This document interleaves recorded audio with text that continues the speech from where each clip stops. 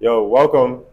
So today we are in the we're in the house with a guest. It's a very special guest, the Mr. Innocent Azih, the director of African Carbon Market Limited. Yes. So today he's going to be educating us on some little things, and we're going to be asking him questions. So let's go with this. You know how it is. Number one question is, um, what is the carbon market?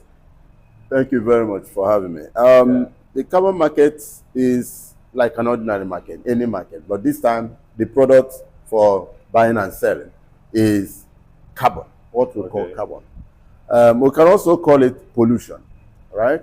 In some higher, terminologies, we call it emission. Emission, yeah. So it's about the pollution like smoke that generators bring out or cars bring out.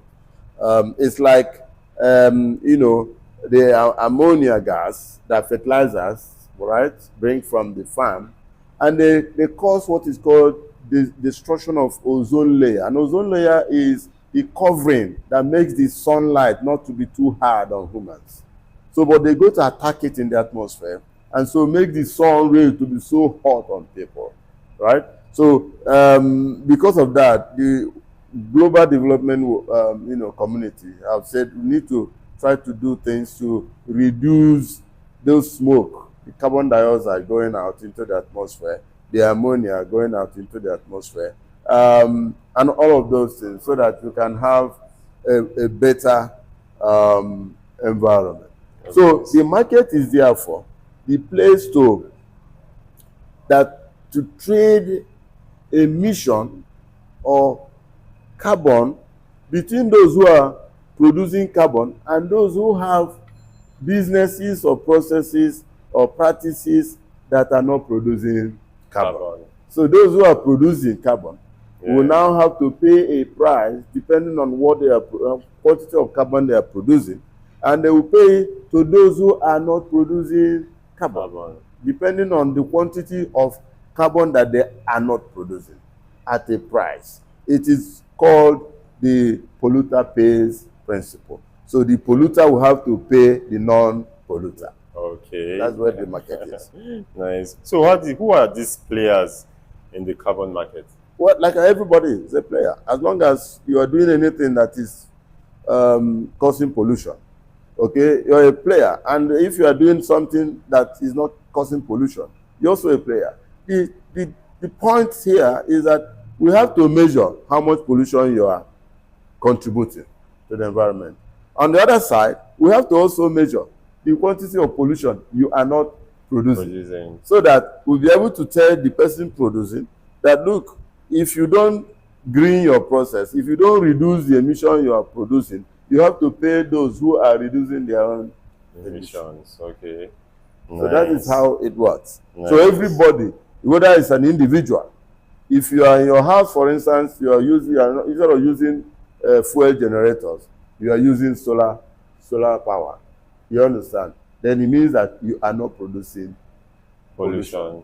Okay. Right? Yeah. And then those who are using generators, especially using diesel, so they are producing pollution. Yeah. Okay? So between these two families, you can measure who will pay who.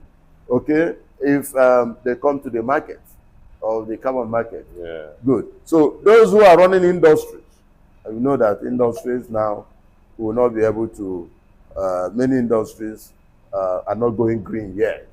Okay. So they should be able, you are doing your production, okay, based on diesel, based on fuel, you should be able to clean yourself. It is when you pay the equivalent amount of smoke, if you like, or carbon that you have been emitting into the environment on projects like forests. Forests are the one that, trees are the one that take out, they soak out all the carbon. You understand? So if somebody has a tree, 1 hectare of tree, or half a hectare of tree, then those who are running industry, who are using diesel, using fuel and all that, they ought to pay those who are planting trees. Okay. Okay. So we quantify the emission from the industry, and then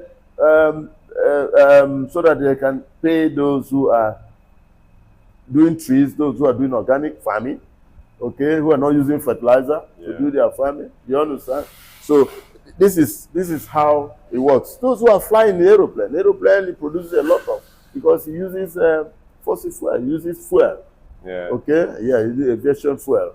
Okay, so jet fuel is also, and you know, for you to move from here to Lagos, for instance, is a lot of, for that your seat is a lot of fuel. A lot of fuel. There's a lot of fuel that is required. Yes. Good. So these are everybody is involved. Everybody is producing pollution. You understand? And everybody should also be involved in reducing emission. Good. Okay, nice. So now you talked about emission. So who are these? Who could be what could be a typical emission target? Yeah, emission target means, one, for those who are producing carbon emission. Okay. They could target to reduce the quantity that they are producing.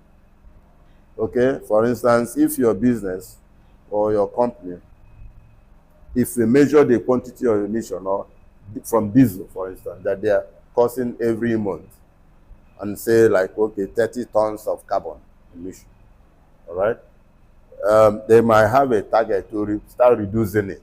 Okay. Instead of having that quantity, they will say, okay, going from next month, our target is to reduce our emission by 20%. Okay, that's the target. Some also have to, those who are not polluting, who have green projects, for instance, maybe targeting to gain money. Because if they take their quantity of emission they are not producing to the carbon market, they will get money. Yeah. They'll get what is called climate finance. Climate finance. Yes. So these